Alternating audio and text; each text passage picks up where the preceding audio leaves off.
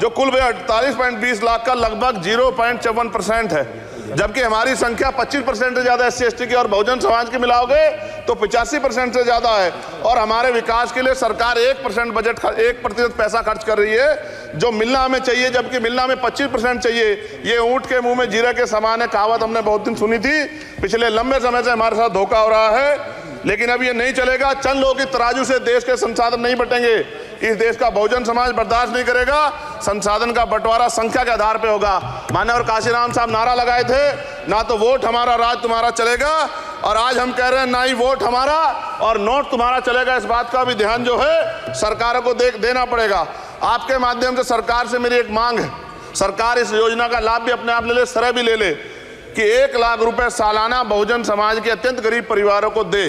10 लाख करोड़ रुपए खर्च होंगे, लेकिन इस 1 लाख रुपए की योजना से एक झटके से एक परिवार गरीबी की रेखा से ऊपर आएगा और इनके बच्चों को कुपोषण खत्म होगा, अच्छी शिक्षा मिलेगी, महिलाओं को सम्मानजनक जीवन मिलेगा और इससे वास्तव में सबका साथ सबका विकास का नारा सार्थक होगा।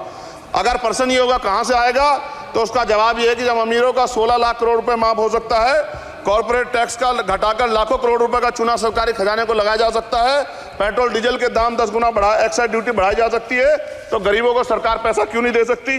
महोदय, समय आ गया है, अब निजी क्षेत्रों में आरक्षण की व्यवस्था होनी चाहिए। SC/ST OBC को निजी क्षेत्रों में आरक्षण मिलना चाहिए। और मेरी आपसे ये भी मांग है, क्योंकि अब समय की मांग है और देश तेजी से आगे बढ़ रहा है, तो मैं कहूँगा कि सरकार का जो सबका साथ सबका विकास का नारा लगभग वो असत्य महसूस होता है, क्योंकि अल्पसंख्यकों में मुसलमानों, जैनों, सिखों, बुद्धिस्टों के लिए कुछ दिख नहीं रहा, उनकी कल्याण कोई योजना नहीं है। मदरसों को जो बजट मिलता था वो कम कर दिया गया है। आर्थिक तंगी से लोग मर रहे हैं। इंटर्नशिप की बात हुई है, परमानेंट रोजगार नहीं है। और दिल्ली में क्या हुआ बच्चों के साथ कल, उनकी सुरक्षा की जिम्मेदारी क्या है? वो आए तो बनने थे IAS IPS और बन क्या गए, लाशें बन के गए। यहाँ से कोई ध्यान नहीं दे रहा है, किसी की नजर नहीं है। साथ साथ मैं आपसे ये भी आग्रह करूंगा कि हम ग्रामीण क्षेत्रों से आए लोग देश से बड़ा प्रेम करते हैं और हम ये महसूस करते हैं कि सरकारें हमें सुनेंगी, सरकारें हमारे बारे में सोचेंगी। लेकिन ऐसा महसूस हो जाता है आज़ादी के 75 साल बाद, और जिसको अमृत काल कहा जा रहा है, आज भी SC/ST OBC के लोगों पर अत्याचार हो रहा है। अभी 2 दिन पहले गोली से उड़ा दिया गया गाजियाबाद में, और राजस्थान में गर्दन काट दी गई। ये घटनाएं देख कर डर लगता है, घर से निकलते हुए भी कि आने घर वापस लौटेंगे नहीं लौटेंगे। तो मेरा सरकार से आग्रह है, अगर आज़ादी के 75 साल बाद भी हमारी हत्या हो रही है, तो हमारी मां को भी दर्द हुआ होगा जब उसने हमें पैदा किया हो। हमारी बहनों को भी हमारे खोने का दर्द होता होगा। कैसी कानून व्यवस्था है आपकी, सब कुछ है आपके पास, फिर भी जो है महिलाओं पर रेप नहीं रोक पा रहे हो, हत्याएं नहीं रोक पा रहे हो, गरीबों, दलितों, पिछड़ों, किसानों, मजदूरों की जान नहीं बचा पा रहे हो। किसान सुसाइड कर रहा है, नौजवान सुसाइड कर रहा है, और बड़ी बड़ी बातें होती हैं, इधर भी अच्छे लोग हैं, इधर भी अच्छे लोग हैं, लेकिन अच्छाई तब होगी जब जमीन पे भी कुछ काम दिखाई देगा। और जमीन पे महोदय कोई काम दिखाई नहीं दे रहा है।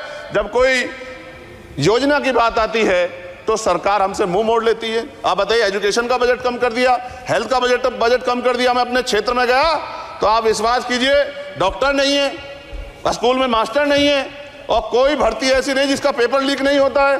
तो देश किस तरफ जा रहा है और इसमें नौजवानों का भविष्य क्या है, इसके बारे में हमें चिंता करनी चाहिए। और अंत में अपनी बात को खत्म करते हुए मेरा आपसे आग्रह और आपके माध्यम सरकार से आग्रह है कि यहाँ बाहर बाबा साहब अम्बेडकर की मूर्ति लगी हुई थी एक, वो करोड़ों लोगों की आस्था से जुड़ा विषय है, और आप विश्वास करो इतना गुस्सा है उसको लेके।